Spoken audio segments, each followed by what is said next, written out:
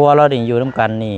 7บ่แม่น7 คนอยู่น้ำกันนี่7 คนไรพี่น้องเอ้ยบ่จักและจนได้เฮือนลูกไผสิมาต่ออีกคันว่าไรเฮือนหลังใหญ่ลูกไผ่มาอยู่นำบ่จักติคนดีใจแบบนี้ดีใจยิ้มแบบนี้บ่ใจดีใจ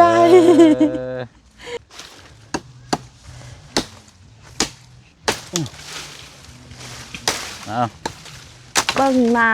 ทางครอบครัวเราเนาะขึ้นอยู่กับบุญวาสนาว่าสิได้นอนเฮือนซ่านหลังใหม่บ่หรือว่าสิได้อยู่แบบเก่าหรือว่าจังไดก็จังว่ากันอันนี้ก็เนาะ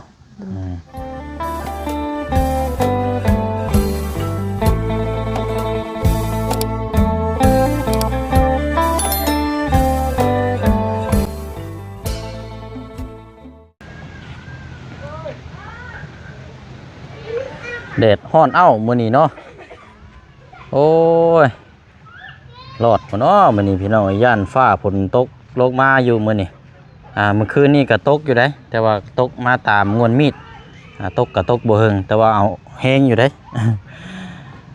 เอาหั่นแหละพี่น้องเนาะก่อนจะเข้าหน้าเวียกงานก็เงยหน้าขึ้นเบิ่งเทิงฟ้าอัปเดตเบิ่งน้ำกันนั่นแหละสภาพอากาศนำเนาะพี่น้องเนาะเป็นจังไดเนาะมื้อนี้เอากะพบเจอกันช่วงเที่ยงเกือบจะบ่ายแล้วล่ะเนาะอันสิว่ากันเมื่อวานนี้ก็เบิ่งน้ำกันปรับหน้าดินจนแล้วจนสิ้นพี่น้องเนาะมื้อนี้เฮาก็มาติดตามเบิ่งน้ำกันเนาะให้กำดีย่างเบิ่งย่างบ่ล่ะย่างแหละรัวอย่าเอาอย่าเฝ้าใจเย็นอดใจรอก่อนวันที่1เด้อเฮาเว้าแล้วเฮาต้องเฮ็ดได้อดใจรอเราต้องเฮ็ดให้ได้เว้าแล้วเฮ็ดบ่ได้น่ะบ่เว้าได้เนาะวันที่1อดเอาก่อนได้อยู่ดอกเนาะเนาะเอาอะไรพี่น้องเด้อเนาะสบายดีพี่น้องนำกันอีกเนาะพี่น้องเนาะเป็นเวลากะเที่ยงพี่น้องเนาะมาติดตามแล้วก็มาพูดมาคุยนำกันอีกเนาะสำหรับทางครอบครัวของทางน้องคำดีเนาะกะลงคลิปไปเมื่อวานนี่หลายคนก็อยากนำเงินที่บ่เชียงชวนที่เดือนนั่นอยากเปิดสมทบเฮ็ดเฮือนให้เราว่าซั่นพี่น้องเนาะกะเฮาสิเฮ็ดเฮือนซ่านให้เราประมาณส่ำใดพี่น้องซ้ำเฮือนหลังเก่าบ่หรือว่าน้อยกว่านี้ซ้ำเล่าบ่พี่น้องหรือว่าจังไดเนาะได้ก็ดีกะหั่นแหละปรึกษานำกันเนาะกะหลายคนก็ว่าครอบครัวเรานี่อยู่นำกันนี่7บ่แม่น7 คนอยู่นำกันนี่7 คนไรพี่น้องบ่จักและจนได้เฮือนลูกไผสิมาต่ออีกคันว่าไรเฮือนหลังใหญ่ลูกไผมาอยู่นำบ่จักติเอาอันอยู่พุ่นได้ซะอยู่พุ่นลาวอยู่กับเขาเอาบ่มีเฮือนอยู่บ่มีอยู่เฮือนเขาอยู่เฮือนเขาเจ้าให้อยู่แบบสิบ่อยู่บ้านได้นะบ้านห้วยลัวบ้านห้วยลัวขึ้นพุ่นบ่ยันอยู่เฮือนพอเท่าแล้ว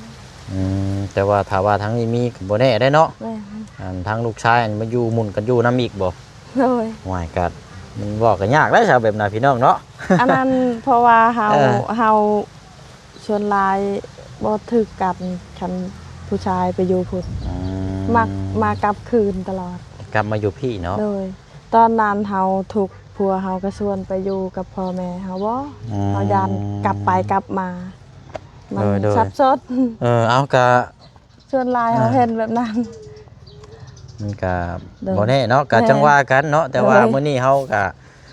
ถามนำกันอีกพี่น้องเนาะหลายคนก็ว่าอยากให้ทางผู้เชี่ยวนี่เปิดสมทบสร้างบ้านให้เราอีกแต่ว่าเพื่อนซ่านนี่สิเอาขนาดกว้างยาวซำใดล่ะบัดนี้พี่น้องเนาะสิเอาทรงแบบใดสไตล์แบบใดหลายคนหลักๆเลยก็ว่าอยากให้เป็นแบบคือเฮือนของทางอาเจืองทั้งน้องห้างว่าซั่นพี่น้องพื้นฐานข้างล่างนี่เป็นปูนขึ้นไปน่ะต่อไม้คันสิยกตัวอย่างก็คือเฮือนทางไอ้ปั้นนั่นแหละพี่น้องแต่ว่าขนาดมันจะต่ำกว่านี้เนาะเฮือนนี่ประมาณจัก9 เสาว่าซั่นเนาะอันนี้ตามความคิดเห็นจากทาง FC ปาลุงเลยพี่น้องเนาะแต่ว่าตามบ่เชียงเบิ่งแล้วก็ประมาณ9นี่แหละเนาะเพื่อนเราก็อยู่นำกันหลายคนพี่น้องแต่ว่าเฮาก็เว้าหยังก็ยังลังพี่น้องเพราะว่ามันต้องเว้าเรื่องงบเนาะเรื่องใช้จ่าย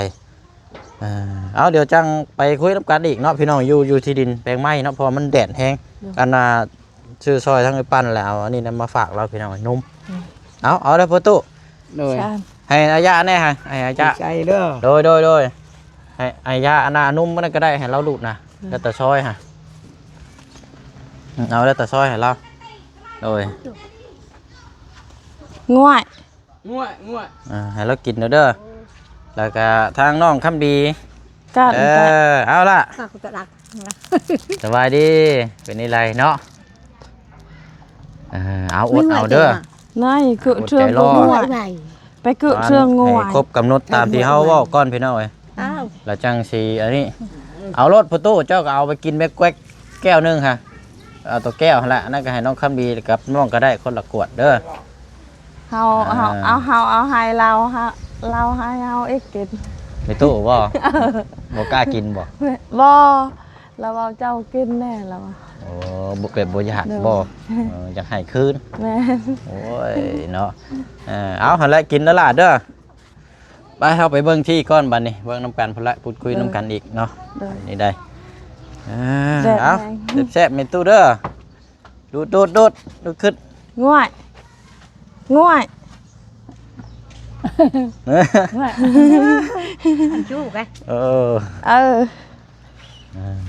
ไปเอาละย่างไปเบิ่งน้ำกันเพิ่นดีกพี่น้องเอ้ย แดด แต่ว่าแดดได้มื้อนี้เนาะอืม โอ้ยเมียอยู่พูดอยู่นี่ ฮะเอ้า คิดว่าไป เราเมื่อแต่เชียร์ยายังเป็น เกินเนาะแก้วแบบนี้ต่ำอยู่พุ่น กันเฮาเมื่อเชื่อนอนและเมื่อแต่เชียร์ยายังไป มาแต่เชียร์หญ้า ดู บุกพี่อีกอันนี้เนาะอันนี้คนบ่ปากบ่เว้านี่สิประมาณนี้เนาะ แม่น เกือบทุกคนเลยพี่น้องเฮ็ดก็คือเฮ็ดรถเนาะ เฮ็ดโลด อืม ดีใจ อืม ดีใจหลาย ไปสืนพื้นไว้เนาะ ๆเลย นี่เลยพี่น้องโอ้ยเนาะกุกไม้อันนี้ก็หลายคู่หลายคนกับพี่น้องว่าอยากให้เอาออกนะ อันน่ะพอคำดีเราทางและพัวเฮาเห็นอีต้นเราพัวเฮาว่าบ่ทางก็ได้เฮาสิพอดให้เจ้าแล้วว่ะ ก็เลยบ่ทางอีก เด้เราทางกันยังหลาย เช้านี่เราเฮ็ด เพราะคันว่าพอดวัดยันว่าของปลูกของพังมันสิบ่ตกเฮียเสียหายน้ำบ่อีกแบบ ยาและเราว่าเสียก็ยา อืม เราสิพอด ให้เรา เพราะอัน ได้เราทาง ทางบ่เลยบ่มื้อเช้านี่บ่นี่ แม่นนี่มื้อเช้า เบิ่งพี่ ค น้ น อง เดียวลาวได้ความได้แหง อ๋อโถ่ ได้แหงบาน โหดดีๆนี่เนาะโดทำเอ้ยเอาสบายดีเอ้ย ไปดี โดยก็บ่เช้าเมื่อยแน่ น่ะแต่ ตู้บ่ได้เอานุ่มมาบ่กินนี่ ไวอยู่เหือ เอ้าก็บ่เอามาไว้กิน น่ะ ว่า แต่ เรา ว่า บ่ ละ อก ะ ยู่นี้สิดอกเลยบ่ได้เอาน้ำมา ละกะกะอดเมื่อยกะอดแล้ววะ บ่ไหว้ได้เห็นเป็นล เมื่อ ม แต่ แล้ว เชี เห็ ย น ร์ยา มาบุกเทั้งนี้อีกเนาะบ่ ดีใจ พางเนาะ เด้คนดีใจแบบนี้ ดีใจยิ้มแบบนี้บ่ แม่ ใจ ดีใจ เออเยี่ยมคือ เลย แบบนี้เนาะอ่า ดีใจแหง ไปเร่งไปแล้วนะ แม่เมื่อแต่เชียร์ยา อืม ฮักษา เนาะได้เห็ดมาแปลนได้พี่น้องเอ้ย เลย แต่กัดกิ่งเคลียร์แถวนี้เนาะจักหน่อย อืม อืม พัวเฮาย่างไปเบิ่งกินี่บอกเราว่ายาและเฮาสิพอดให้เจ้าสบาย คำว่าบอกนี่เฮ็ดบ่ได้นี่เนาะ เฮ็ดหมัดลงไปพู ทา ด งเบิดเหลื่อมมาบได้นี่ แม่นดุ ดุ สู้แล้วเนาะ แม่น ว่าทั้งผัวทั้งเมียได้เนาะ โด โอ้ ย แน่นอนพี่น้อง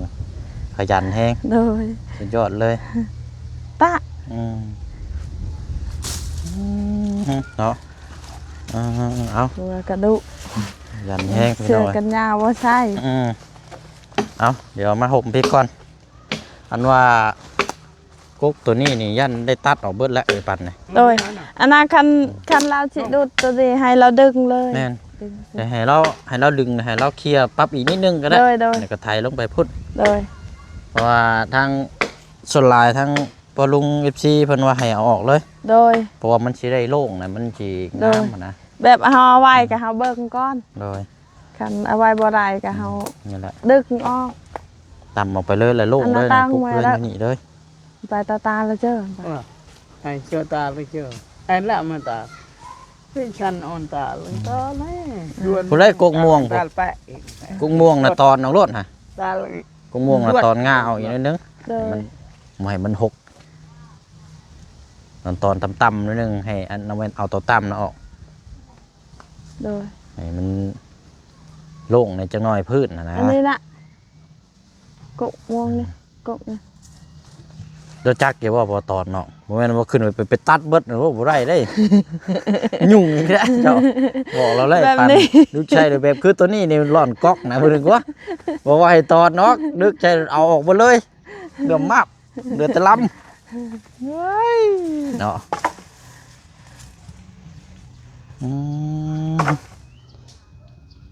โอ้คักแล้วนี่พี่น้อยเนาะเอาละจะเดียว ได้ฮอดฟืนได้ฮอดดิน ย่างไปห่มกุ้งม่วงพ่นก็ได้เนาะเอาไปยืนอยู่พ่นก่อนพี่น้องย่างรอเบิ่งทางนี้ก่อนเอามีดมาพ่อตุเอาผ้ามาอยู่ เด้มันเป็นไร เรียกมา นี่จังหลวงละเบิ้นเปรีย ห่มลายเนาะซ้ำสิอยู่ เราถามเฮาฟืนนี่เด้เจ้าอยากได้คือกัน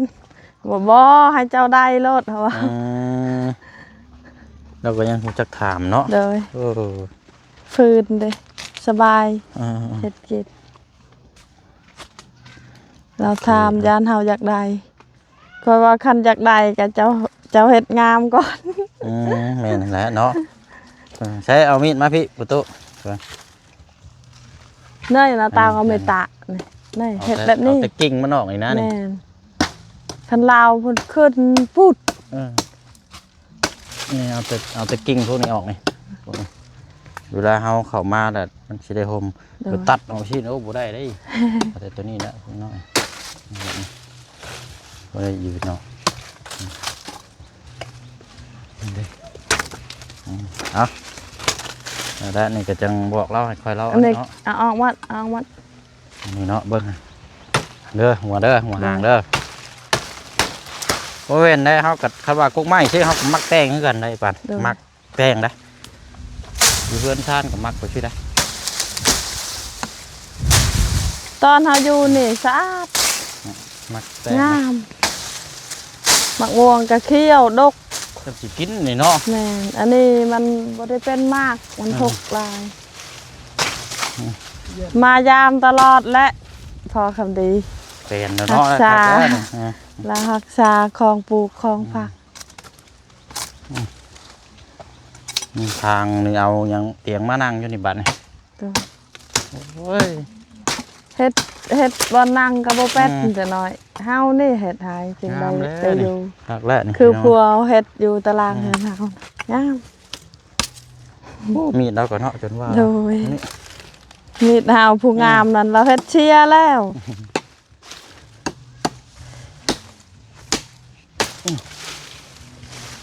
เอา เบิ่งหน้ากระแดกเมื่อยแต่เชียร์ยา บอกให้เราหยุดเลย เมีย เด้อ เรายาเบิ่เราอยากหยุดเลยเราเฮ็ดโลด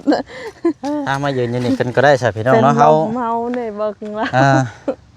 แล้วก่อนพี่น้องขออนุญาตยืนได้พี่น้องอันว่ามันบ่มีเตียงนั่งเนาะ โดย ขออนุญาตยืน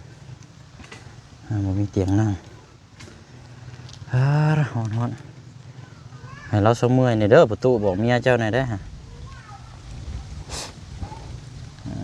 ยืนพูดคุยน้ำกันอยู่ห่มนี่แหละพี่น้อง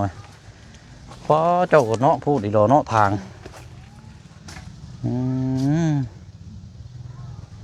เช้าเมื่อยแน่นอนก่อนพักผ่อน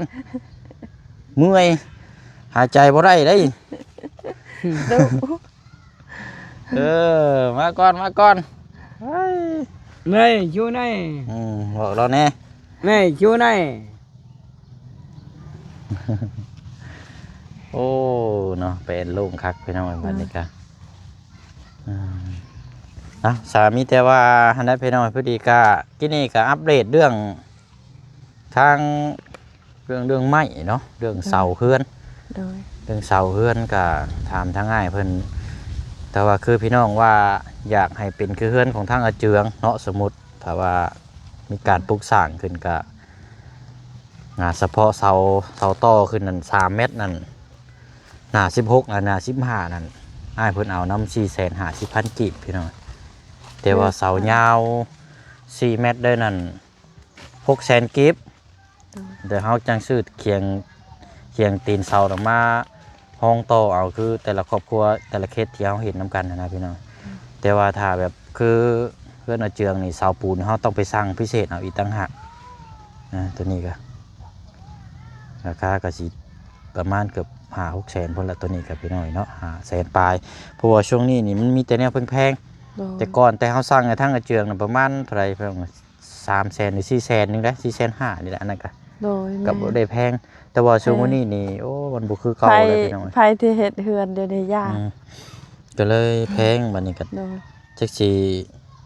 ซอยเราได้แนวใดแล้วบัดนี้พี่น้องเนาะเฮาออกความคิดเห็นนี่ก็จังใดก็ได้พี่น้องแต่ว่ามันยากตรงที่ว่าถ้าว่าเฮาเฮ็ดลายเฮ็ดใหญ่เช่นนี้ย่ำมันบ่แล้วสำหรับทางบ่เสียงนะว่าหนึ่งมานี่คือฮู้กันนั่นแหละพี่น้องเนาะมันมีแต่แนวแพงๆแหละคนซอยเพิ่นก็ซอยตามกำลังนะพี่น้องเนาะนอกจากแบบเคสที่แบบเพิ่นถึกใจหรือว่าเพิ่นอยากซอยดีดอนะเพิ่นจังซอยมาแบบลายแล้วก็จังมันจังงบแล้วมันจังสิเซามันจังสิอันสำเร็จไว้นะพี่น้อง โดย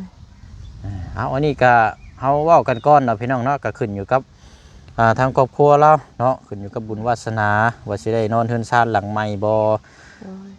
หรือว่าสิได้อยู่แบบเก่าหรือว่าจังไดก็จังว่ากันอันนี้ก็เนาะแต่ว่าบุญฮอดจอดถึงอาจจะได้เฮือนหลังใหม่หลังงามๆคือหมู่คู่ๆ โดย เพิ่นว่าเราไล่ปั๊บเลยนี่ห่วยว่าอยู่บ้านนี่บ้าเป็นรองแล้วแหละ โดย เพราะว่าเบิ่งแต่ละหลังนี่มีแต่แบบผาไม้แบบทางเพื่อนธรรมดาเนาะ โดย แต่ว่าเราเพื่อนเรามีนี่กับบ้าพี่น้อยเป็นรองทั้งไอ้ปั้นแล้วนะคันสิว่ากัน เอาไม้ผาชลาเนาะ แม่น ผาชลาหลังคาดีๆโอ้งามเด้ แม่น คือเราเห็นที่ผ่านมาเนี่ยพี่น้อยเอากะตามนั้นแหละพี่น้อยงบก็มีอยู่4 ล้านกีบกะแต่เฮาสิเอาเสายาวเลยน่ะ4 เมตรเอาตีนเคียงกะเสา9 เสากับมันตกอยู่5 ล้านปลาย5 ล้าน 6 แสนบ่พี่น้องมันกะบ่พองบนำบ่เสียงนะถ้าว่าเอาสร้างเสาที่ว่าเป็นปูนก็ยันงบบ่พออีกตัวนี้กับพี่น้อยมันอยู่ในช่วงเวลาก้ำกึ่งนะตัวนี้ก็ถ้าสิสร้างเอาตัวเสาอันน่ะตัว3 เมตรมาไว้ต่อบัดเสาปูนบัดยังอีกนึงนะพี่น้อยเนาะมันดอกกระมาค้างอยู่มันอยู่ในช่วงที่แบบยังเฮ็ดหยังยังบ่ได้พี่น้อยเนาะงบจำนวนนี้ก็สรุปง่ายๆเลยก็เพื่อความสบายใจหรือว่าอันนี้เนาะพี่น้องเนาะอันนี้ก็มีแต่ว่าเฮาสิเงินจำนวนนี้ก็เก็บรวบรวมเนาะถ้าว่ามีผู้ใหญ่ฝากมาสมทบเพิ่มก็ให้เทือนให้เราพี่น้อยน้ำมือเชียงก็จะเก็บรวบรวมไว้ก่อน โดย ตามนั้นแหละพี่น้องเนาะอันนี้ทางเอื้อยเพิ่นก็ว่าให้เก็บไว้น้ำมือเชียงก่อนก็ได้เพื่อมีผู้ใหญ่สมทบเฮ็ดเทือนให้เราว่าซั่นทางเอื้อยเพิ่นแจ้งมาเมื่อคืนนี้พี่น้อยยังอยู่ฝรั่งเศสนั่นก็เลยจะเก็บไว้อะไรพี่น้องรออย่างน้อยก็รอให้งบขึ้นประมาณจักถ้า10 ล้านในที่นี่บ่เชียงก็มองเห็นเลยต้องไปหรือว่าไปสร้างเสาเนาะกันสิว่ากันถ้าอยากให้เป็นเสาคือเฮือนทางเจืองก็เฮาต้องไปสร้างอีกต่างหากได้พี่น้องแล้วก็เสาไม้นี่เฮาก็สร้างอีกประมาณจัก3 เมตรจังมาต่อเอานะเรื่องเฮือนมาตรฐานของฐานนี่ก็แบบแน่นอนพี่น้องเฮาก็ฮู้อยู่แล้วเฮือนเสาไม้ต่อปูนมันก็จะงามเนาะมันก็แน่นหนาอยู่แล้ว โดย แต่แบบตั้งเคียงตั้งนี่มันก็แน่นหนาอยู่แต่ว่ามันก็บ่ยังบ่ร้อยนะพี่น้องจังสิว่าว่านั่นแหละก็ประมาณนี้เนาะมาพูดมาคุยมาแจ้งน้ำกันอีกหากมาแต่บ้านแก้งหลวงในทางหมู่เชียงก็มาแต่บ้านแก้งหลวงในแล้วก็เลยอันว่าเราขายยังไงปะขายกระแลมบ่ แม่นอันนั้นเราขายกระแลมก็ยันหมดแล้วเราซื้อเหล็กอีก เวียดบ่นั่นน่ะ แม่น โอ้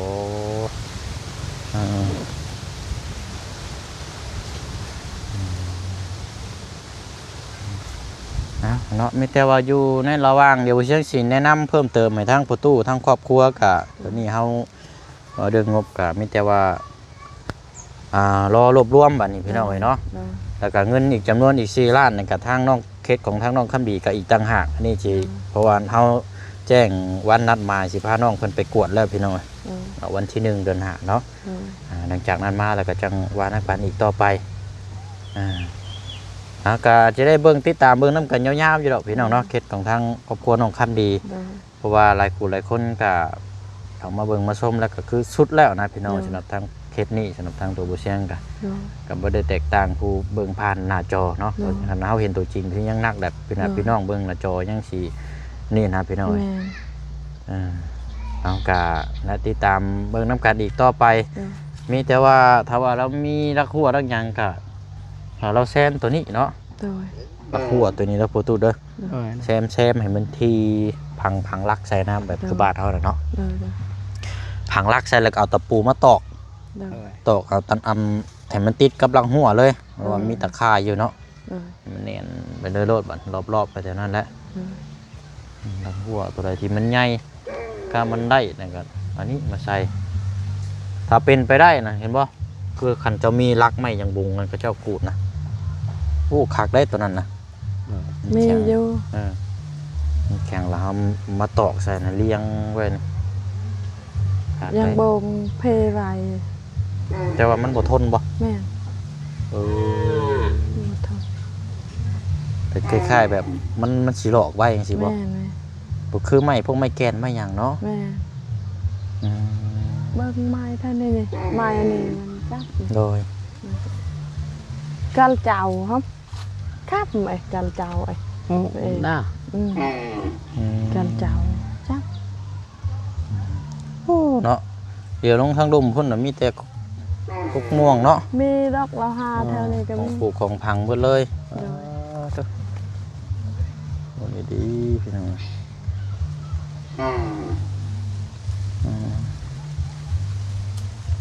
ค่อยเฮ็ดค่อยบุกเบิกไปประตูเด้อมาใส่พี่น้องเนาะอันนี้ก็เมื่อตะเชียญามันไปเลยวันนี้คือกันเมื่อตะเชียญาเมื่อทางนี้เลยให้มันมีแห้งกันเลยเนาะ